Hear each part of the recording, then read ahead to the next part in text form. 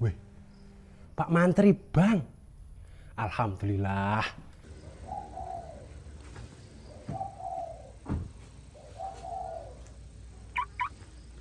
Wah, monggo Pak. Pak. Monggo pinara. Nggih. Ajeng ngunjuk napa niki? Fanta napa Pokari? Air mineral mawon.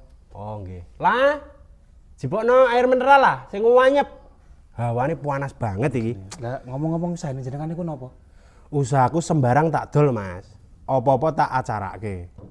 Lah wingi kuandang ke kebak sapi, alhamdulillah payu kabeh, Mas.